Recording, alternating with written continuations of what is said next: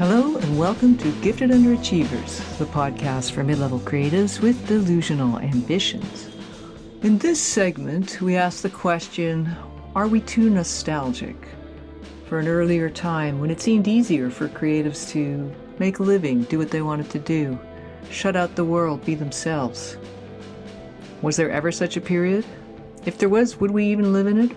Or would we rather be householder creatives with the kids and the paid work and the fitting in of creative stuff around the edges? Hope you enjoy it. Hey, James. Yes, Pat. How's it going? Well, I'm down in the Gifted Underachievers Clubhouse archives. Oh my God. What are you doing down there? Well, I was going to do a little cleaning up our extensive microfiche collection. is getting out of hand, and it's a bit of a fire hazard. Well, I mean, you're right. Drop a match, and the clubhouse will just be a flaming pyre. I know, if you're down here working with your pipe. I've got my fucking pipe going, puffing around like a maniac. It's sort of a George Simenon pipe, you know, the guy who wrote novels in 9 days. And the other thing is we've got our card catalog. Yeah. Well, and as you know, I'm all fingers. Oh, I know. Seeing you riffle through one of those small drawers of the index cards in the card, They go flying. Gives me the actual creeps to see those multiple fingers flying. Yeah, especially when I'm going through 2 card catalogs at once. Jesus Christ. And that 6th finger gets in the way. James, I will never be able to unsee that. Yeah. Yeah. It's a little bizarre. Especially when you're wearing nothing but your apron. Yeah. Well, I like to bake, go through the microfiche, and usually it's after, I come out of the shower and I'm feeling fresh. Yeah. What I said. Diddle the card catalog, bake some chocolate chip cookies, whatever. We're not here to talk about that. My fingers into all the pies. I don't want to know. All right. So speaking of which, nostalgia. The question is, do creatives suffer from an excess of nostalgia? Well, that's a great question. And Judge John Hodgman, if you ever listen to that podcast, once. Describes nostalgia as a toxic impulse. What? And he is quite down on nostalgia. So I don't go nearly as far as he does. I think, it can be a very nice sensation, and there can be, you can enjoy, like I enjoy watching Miss Marple, for example. There's a nostalgia there, that kind of thing, right? Yeah. So, I mean, there are good things about it, and there are definitely lessons to be brought forward, from things that we remember from a sort of sense of nostalgia from the past to form our current work. But boy, I was looking at the art newspaper, and it's called The Art Newspaper. That was my next question. Their opening, the top of the page is hidden picture beneath Vermeer's Girl with the Red Hat. Really? The Louvre and Grand Palais among French museums. That's not that one, but I mean, there's just all this stuff that's like, after 50 years, the Louvre is closing its gallery in Venice, California. I mean, Sotheby's auction secures 120 million Pritzker and 400 million Lauder collections. Wow. And then there's stuff about, David Bowie, who's great, but there's nothing here that says, here's this person who's working really hard, doing really interesting work. And it feels like it's just, we've gotten stuck. I think we're losing that. Yes, there is this wonderful value of these old works, right? And it can be books, it could be movies, it can be art, it can be, plays. And there's all these wonderful things, but there's lots of people who are trying to do stuff right now. Yeah. And so I wonder if we do get a little too caught up in the past. Yeah. Maybe it's the arts coverage that looks backwards rather than looking forward.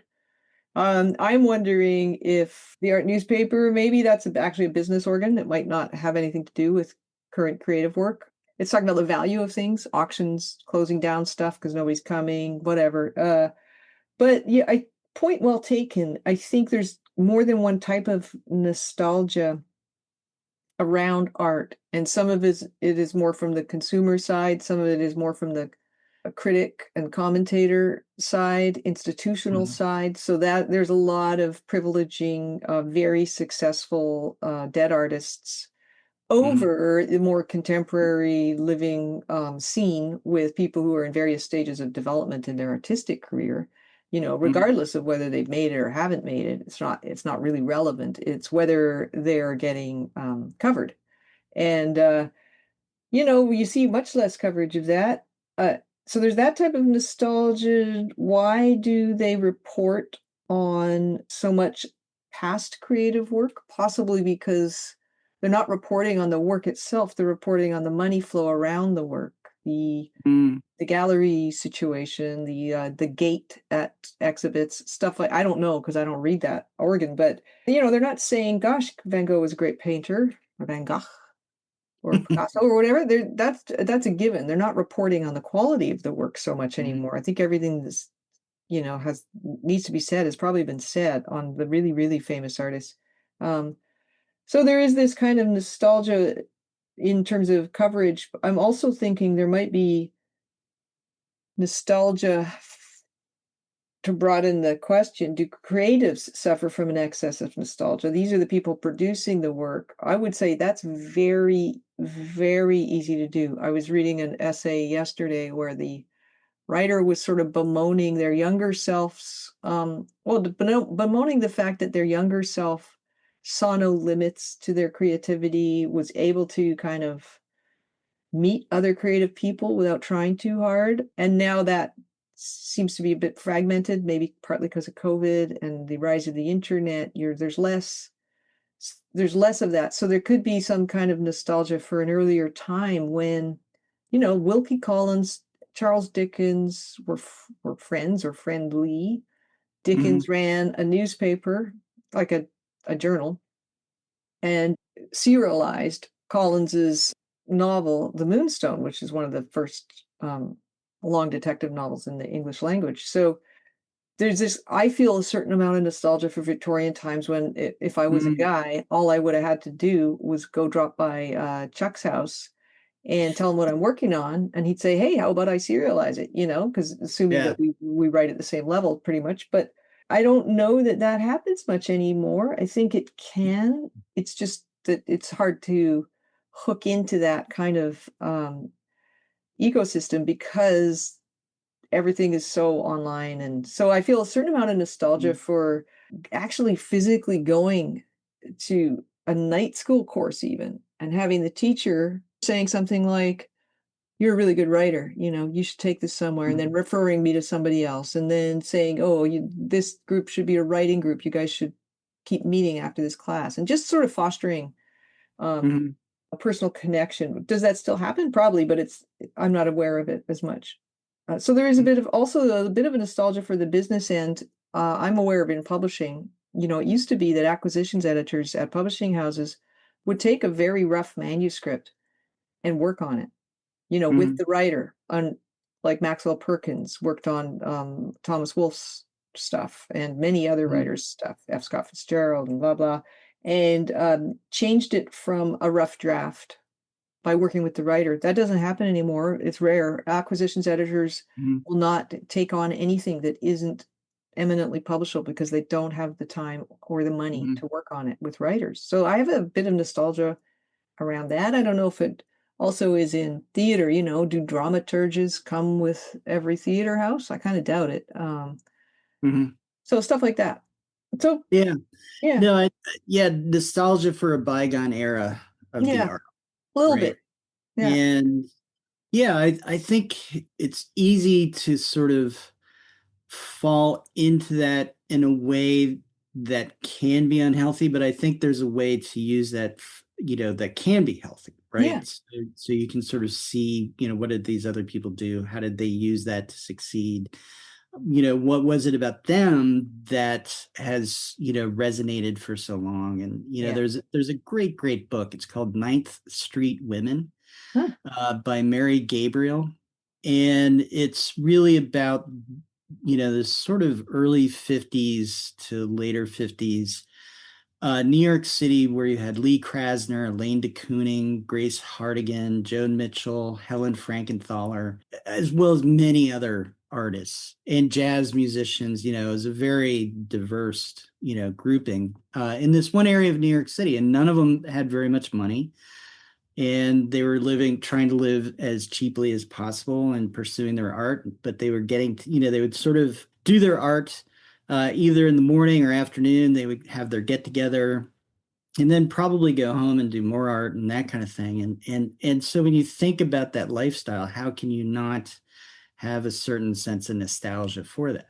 Hmm. Yeah, meanwhile, at the same time, to have lived it, they were cold all the time. They didn't have any money. They weren't really eating properly. I mean, no health insurance, all these kinds of things. Yeah.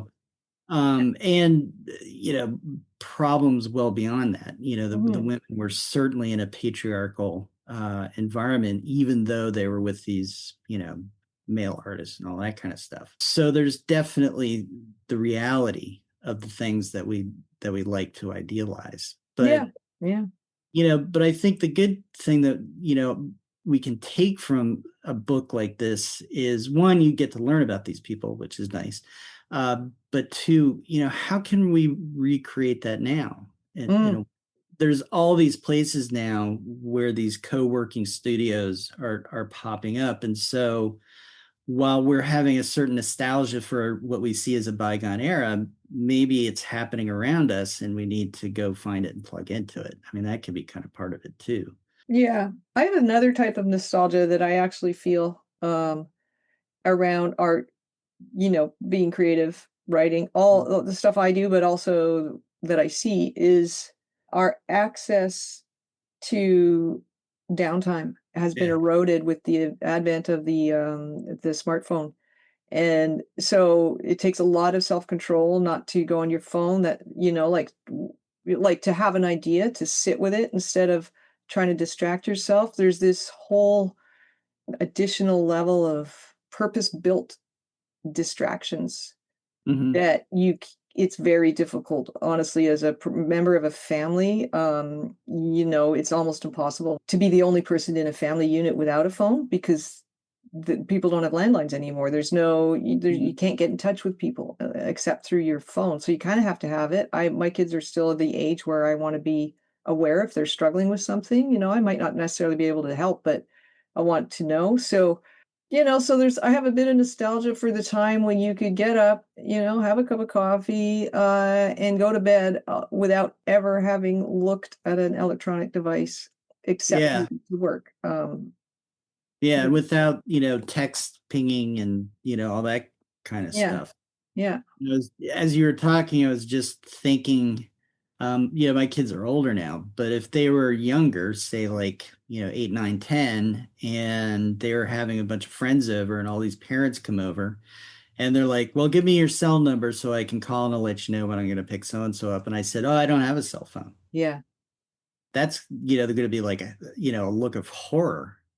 yeah, Who is this person and how irresponsible of them not to have this bit of technology in their pocket. So that's definitely something that has shifted. yeah. And yeah, that downtime, but also, and here's a question to you, and obviously this is going to be based on anecdotal experience as Hmm. compared to, hard data, unless you happen to have it. Uh, but does it feel like, given the current economy, that to be a creative in the way that we are, that you have to work all the time? So it's not just, having the cell phone when you get up and go to bed, but every moment in that day pretty much is taken up by work. And Yeah, that's not it. And you have to fight really hard to find space yeah, in that day to just take a breath. yeah. It's exactly what it feels like to me. And I've been self-employed, in the, creative adjacent roles or writing on my own stuff for about 20 years now. And before that, I was in a different industry, but I had a day job, but I also wrote novels on the side. And I actually had more time working in a very time heavy industry, which is the conference industry. When you're on, you are on 18 hours a day. You don't leave the site. I had Mhm. more time to write when I was doing that than I do now. Mhm. When I max out at 12 hours a day, I just can't sustain more than that. And that's just computer work, basically. Mhm. Editing, writing, whatever. So, but, well, and I should say, the little snippets of time I have, I don't take an hour for lunch. I take as long as it takes to eat whatever I'm eating, and even then, I'm reading books to do research for either clients or for this podcast or something, like, it's not really a downtime thing. So yeah, I find that I'm struggling to figure out how to carve out the time, and it's not because I'm lazy, because I'm not fucking lazy. I told you I got up at Yeah. about 4 o'clock this morning to do shit. Yeah. And I don't want to, but I had to do it in order to be able to do all the other things that I have to do in the day. And so it's definitely not laziness. It's kind of like work is like water now. It just Mhm. flows into every crack and every gap. That's it. You're drowning. You don't even know why you're drowning because you're not making a shitload of money. You're drowning because there's no end to it. And I can't think of the last weekend I didn't work. Yeah. And part of it feels like it's out of well, I would say a lot of it feels like it's more out of necessity than it is choice, right? So 100% for me. same for me, so thinking about the Lee Krasner, Elaine de Kooning era, they're obviously younger, but they were making a real conscious choice that this is what we want to pursue, Yeah. right? And so they were choosing to do their own art Yeah. and take whatever those consequences are that come with it, Yeah. right? But here, we are, and I think lots of other people would feel this way, that there's not, these large kind of warehouse or small little spaces that you can go rent for $20 a month, and just exist in a very, very, very simple kind of way Mhm. and choose that path. Like I don't know that you can choose that path. So it Yeah. feels more like it's out of necessity as opposed to I have chosen to be somebody who works, you know. Right.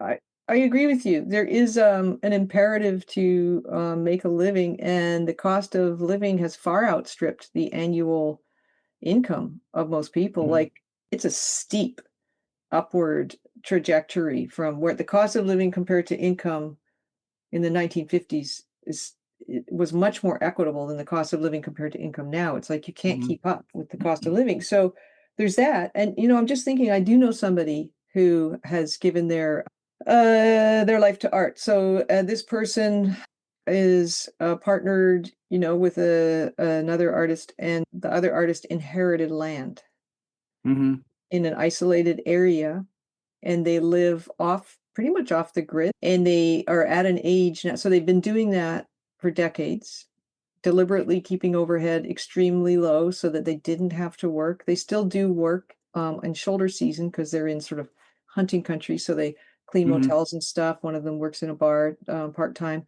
but they're not by any means churning 12, 15-hour days like you and I are. um, Mhm. they don't live in a big metropolitan center at all.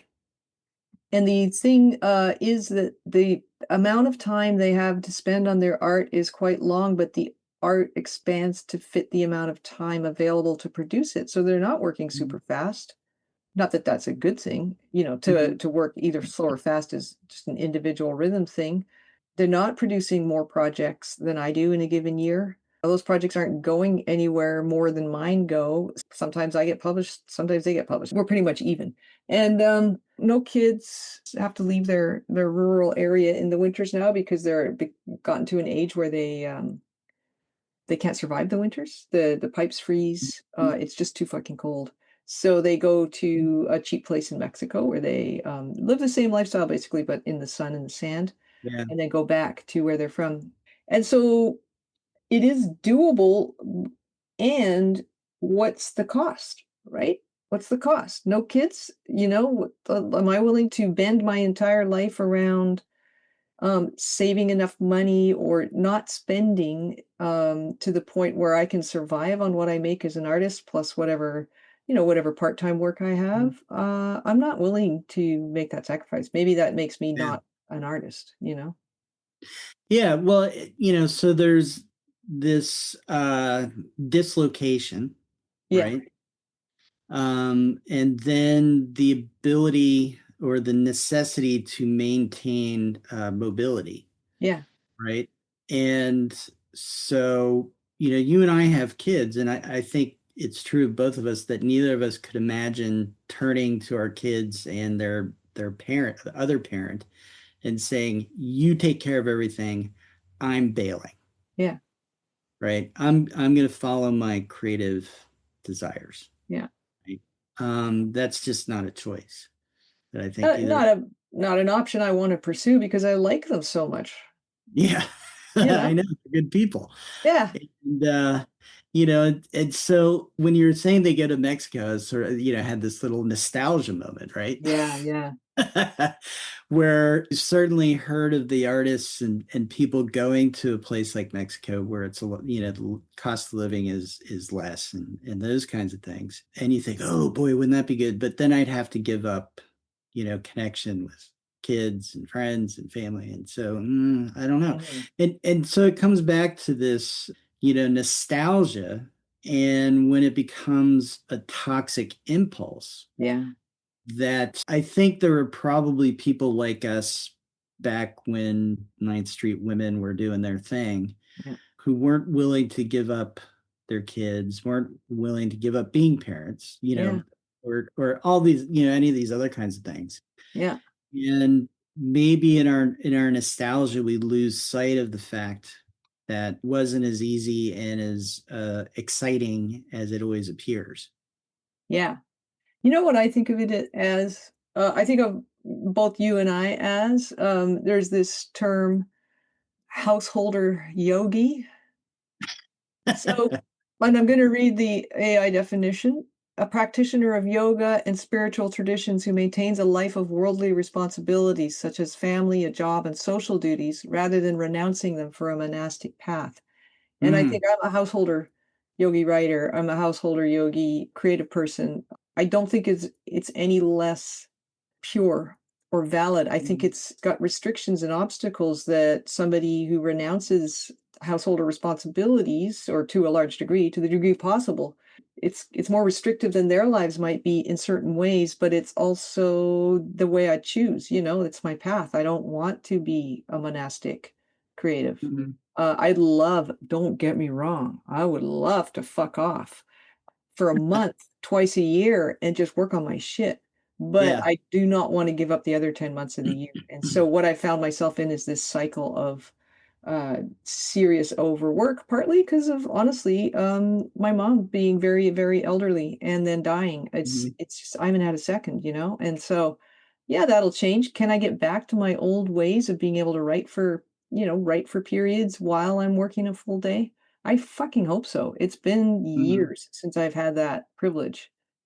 Yeah. Yeah. And it would be amazing to have, say January and August of Yeah, every, and it's like clockwork. It's going to happen yeah, where everything else shuts down. yeah, And I don't know if it's, you physically remove yourself or you just shut everything down. I think change of location probably helps change of mindset. yeah. Uh, It's hard to shut down. Look, if you have ongoing projects at work, it'd be very hard to call a halt to them without leaving town. yeah. Yeah, leaving the phone behind almost. Yeah, So, but that would be amazing, but I can't see that fitting my financial picture, yeah, you know. Giving up 2 out of 12 months income generation. yeah. Because you're already operating at top capacity. So it wouldn't be a matter of just working harder for 10 months and taking 2 months off. It would be a matter of losing 2 months income. You can't Yeah. work any harder than you're already working. Yeah. Yeah. It's not like, oh, okay, instead of working 8 to 2 p.m., I'll work 8 to 5. And those extra 3 hours will accrue over the following six It doesn't months. work It's like like, that. no, Yeah. like even when I'm watching TV, I've got printed out pages that I'm working on. Yeah, it's almost insane the amount of stamina you have to be a householder creative. Yeah. I know. I remember time, when the kids were even smaller, right? Yeah.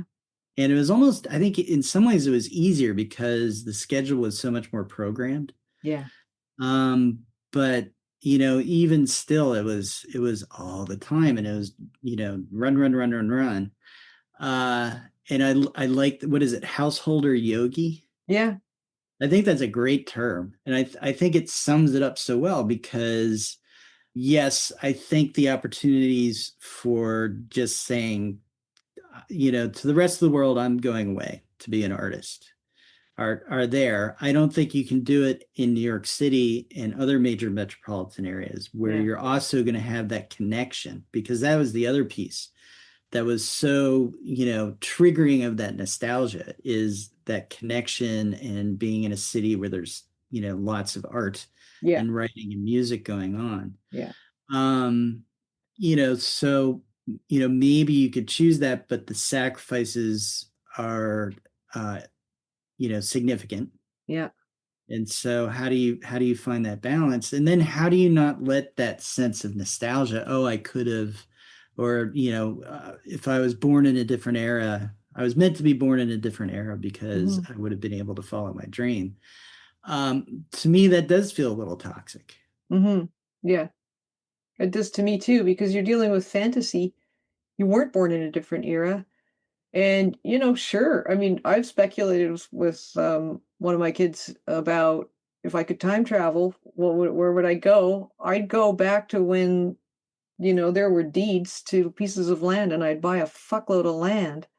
And then I'd sell it off in little parcels or, do whatever I wanted. But the land is the last stable economic value thing. And so even now in major metropolitan centers, it's not just the connection you'd be losing, but also the cost of living requires you to work long hours, at least in Vancouver, even our minimum wage. I was talking to a woman from, I think, Adelaide in Australia, and their minimum wage there is $27 an hour.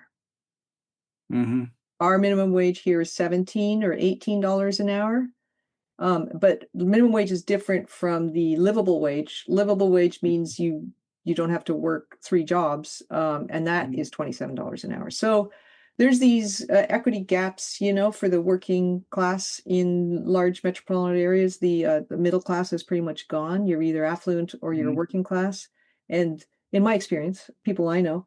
So we're hanging on by our fingernails, economically, as well as in terms of connection and community and Hmm. being around other people doing the same thing, which can be, I would think, pretty hard to do in a really super rural, less expensive area, unless it was deliberately turned into an artist colony of some kind. Yeah, I think there is absolute truth that affordability is at a crisis Hmm. where it didn't used to be. Yeah. Um, and I think there are other things that are at a crisis too, that go along with that, because when people feel that pinch, they start looking for easy answers and Yeah. fall for sort of the negative side of populism, and all these other kinds of things start to come Hmm. up. So do I think that artists can be too nostalgic? I think yes. I think everybody can be too nostalgic, but I Yeah. think creatives, we have our own. There's our own sort of nostalgia trap that we need to watch out for. Yeah. Where we think that this era is the worst, Right. or there's some sort of magical era, and that is disempowering, because really, if we're creatives, we should be creating our own reality in a Yeah. sense. So cool. Yeah. Well said. I So, like that. I wonder, I was thinking about this the other day. I actually wrote it down. I was in a gas station in the car. mm, I've been writing this novel that really kind of underneath question is how do you reinvent yourself when you're drowning? It's the Frankenstein novel, right? And the thought that struck me is that reinvention is one choice at a time. It is not a whole transformation like on What Not to Wear, where Say Yes to the Dress or whatever those shows are that somebody gets a makeover, their house gets a makeover, and suddenly everything's different. It's one choice at a time. And so as a householder yogi, you make one choice at a time and then see how it lands. Whether does it give you actually a little bit more time to do your shit, or is it the same? Are you still doing things the same Yeah. way? Yeah. Yeah. You're just extending deck chairs, or moving the furniture Moving around. deck chairs on the Titanic. Yeah. And so that's a question. I think the trap of nostalgia can be that like you said, there was no golden age ever for anything. I mean, the Weimar Republic had some great plays come out of it, some great musicals and stuff, but that was a very terrible time to live in. Mhm. All through history, it's the most stable times are sometimes least creative.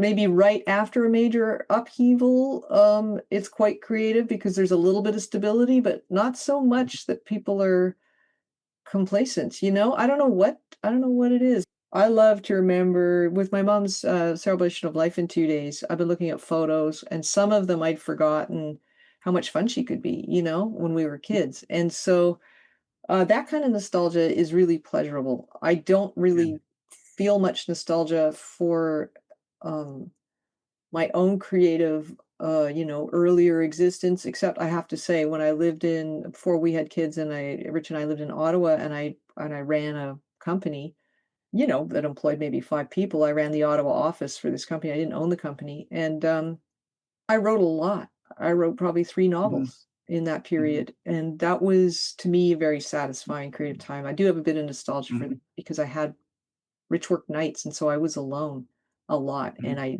used it to do my shit, to do my creative stuff, and I Yeah. Yeah. Yeah. I mean, I definitely have had, periods of really phenomenal work, yeah, um, production, and certainly, think about, okay, what was it about that time yeah, that, I was able to really, move things forward, and, what changes can I make right now to try and adjust? yeah, And looking back, was I busier then? Am I busier now? And I think probably as busy. mhm, Maybe my time went to different things, but none of them I could have shirked. yeah, Nothing I could exactly, walk away from. yeah. Um, yeah. So I do find myself having to remind myself, because I can fall into those nostalgia traps where I think, oh, I was born in the wrong era. If I was coming of age as a writer in the 1950s, 60s, 70s, I'd be all set. Mm, But I don't think so. I think it's just that we need to accept that there's going to be challenges and maybe they're going to be different. And some things will be better, some things will be worse. yeah, and I think we should remove the words "if only" from our vocabulary. They're almost as bad as "should." Yeah. No, absolutely. And and I think, one sort of positive note here talking about cell phones and how disruptive they are, if not for the internet, it facilitates our ability to earn a living in many True. ways. Oh, for So sure. there's some trade-offs to Yeah, be made. yeah, absolutely. And, generally, I feel like, any day now, things are gonna slow down. Right. I've been thinking that for 15 years, though. Yeah, I know. You gotta kind of just accept the fact that things are probably not gonna change, and what you can do is make one different choice at a time and see what helps. It is gonna be different eventually. Yeah, make the best choice you can and see what happens. Yeah. So. On that sober note, get back to the microfiche. Yeah, I gotta put my apron back on too. Couldn't believe you took that off when we were having a conversation. Talk about nostalgia. Oh yeah. I was nostalgic for when you wore a shirt.